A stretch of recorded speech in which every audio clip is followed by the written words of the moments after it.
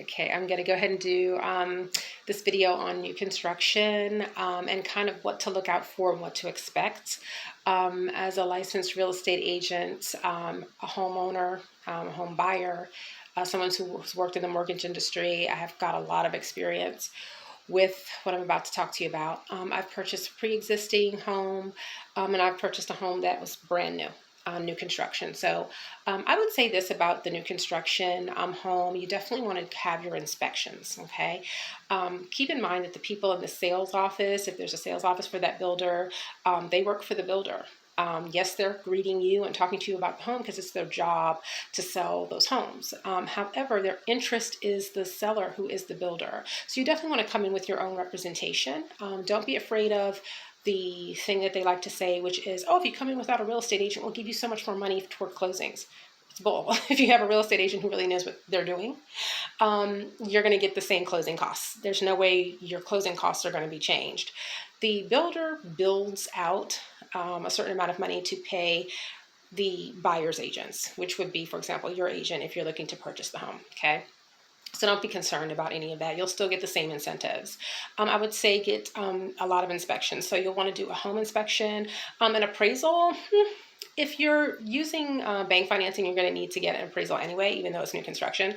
But if you're paying cash, that's really kind of up to you. Again, I'm going to do the market analysis for you anyways. So you're going to know that the house is priced right. Most builders are going to price the homes correctly anyway, so if you're paying cash.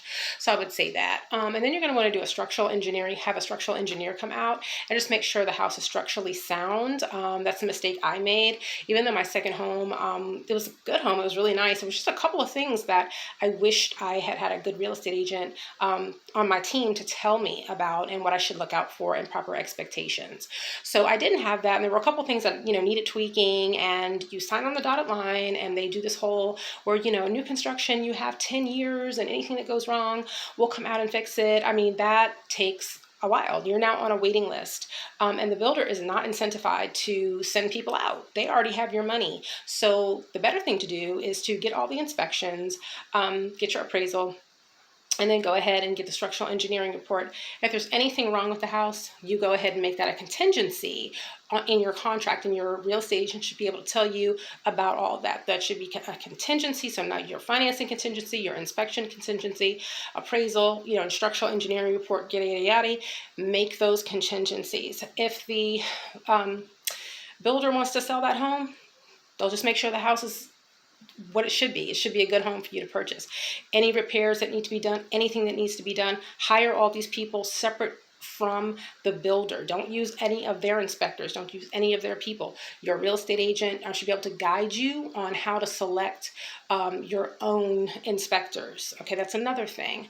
Again, buyer beware. You've got to do some of this stuff yourself. And a good agent will help you just kind of navigate on how to select. So that's what I would say to that. Get all of your inspections. Don't sign anything and assume that the builder is going to be sending people out immediately to do repairs, because that's really hard to track builders. I've heard a couple of stories in Las Vegas where, builders have packed up and moved, like they're gone. You can't even find them. And people are literally stuck with homes that are a complete mess.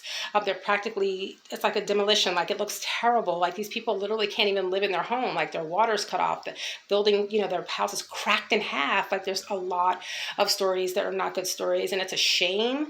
But like I said, get everything done, and then your inspectors will come out and re-inspect after the work is done. Okay, so they can talk to you about that as well. I hope that was helpful. Again, new construction is great.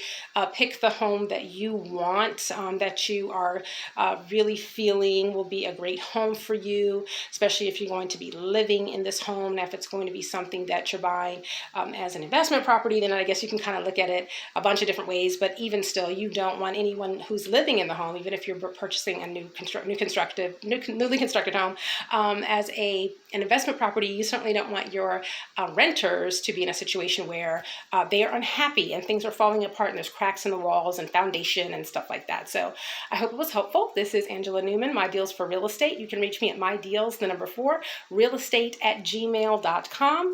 And I hope you all are having a terrific day. And we're into the week of Thanksgiving, and I'm looking forward to everyone hopefully having a great Thanksgiving. Until our next video.